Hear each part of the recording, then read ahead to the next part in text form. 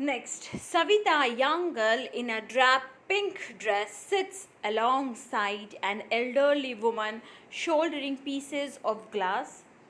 We are doing page number 18, Flamingo, section number 2, that is, I want to drive a car.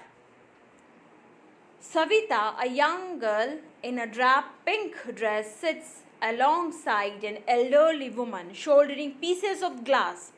As her hands move mechanically like the tongs of a machine, I wonder if she knows the sanctity of the bangles she helps make. It symbolizes an Indian woman's suhag, auspiciousness in marriage. It will dawn on her suddenly one day when her head is wrapped with a red veil, her hands dried red with henna, and red bangles rolled onto her wrists. She will then become a bride like the old woman beside her who became one many years ago. She still has bangles on her wrist but no light in her eyes. एक वक्त sir भर खाना भी नहीं खाया, she says in a voice drained of joy. She has not enjoyed even one full meal in her entire lifetime. That is what she has reaped. So, what she has got in her entire life, holding all the, maintaining all the customs and traditions and abiding every rule of Indian society and their family. What she has got, not a full-time meal. So that was her, what to say, that is the thing, that result or the outcome that she has got in her life. Her husband, an old man with a flowing beard, says, I know nothing except bangles, and all I have done is make a house for the family to live in. I know to make bangles, and I have made a house to live. That much is my earning. That much I have. That is enough for him that he has done. Hearing him, one wonders if he has achieved what many have failed in their lifetime. He has a roof over his head. The cry of not having money to do anything except carry on the business of making bangles. Not even enough to eat rings in every home. The young men echo the lament of their elders. Little has moved with time, it seems. In Firozabad, years of mind-numbing toil have killed all initiative and the ability to dream. That means they dream nothing, they understand nothing apart from making bangles in their life.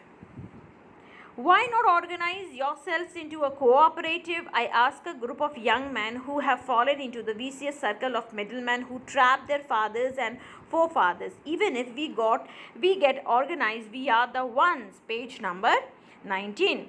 Who will be hauled up by the police, beaten and dragged to jail for doing something illegal, they say. There is no leader among them, no one who could help them see things differently. Their fathers are as tired as they are.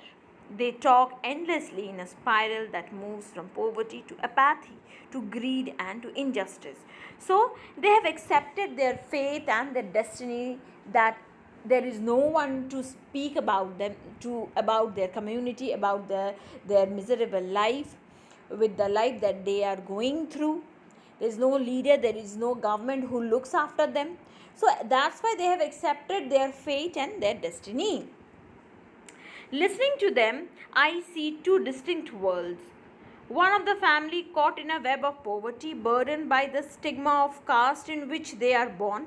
The other a vicious circle of the sahukards, the middlemen, the policemen, the keepers of law, the bureaucrats and the politicians. Together they have imposed a baggage on the child that he cannot put down before he is aware.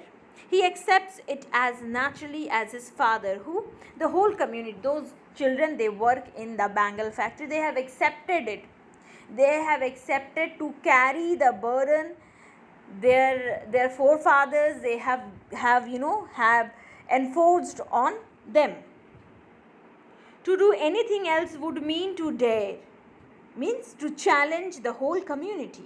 and daring is not part of his growing up. When I sense a flash of it in Mukesh, I am cheered.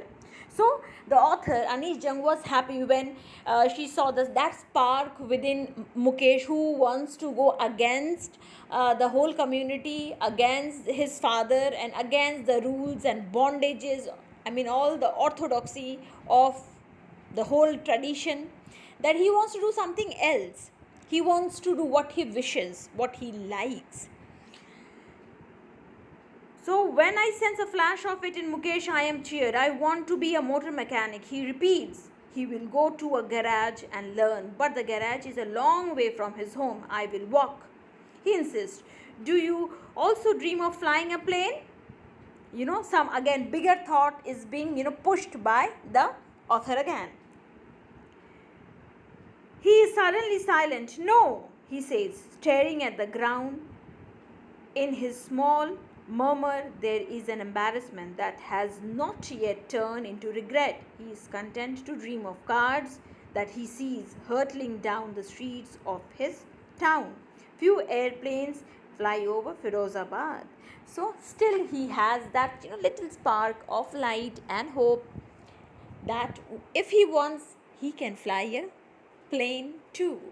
So here we have come to the end of this story, that where we have learned Mukesh, who belongs to a particular section of a society that was busy in making bangles, and he want to break the bondage, the so-called thought which was enforced on all the children. So that is a kind of, we can say, a revolt, a kind of change that Mukesh can bring. So the story depicts the marginalized society condition, the poverty stricken, and it is here we have understood that how children were exploited. Children are exploited for the family need, for as they have to carry the traditional myths and the traditional prosperity. Whether they can succeed or not, they doesn't know. They have accepted their fate, that much. But Anish Jung, the author, she wanted to make difference. Whether she has succeeded or not, we don't know. But that giving that spark, initiating the children was enough.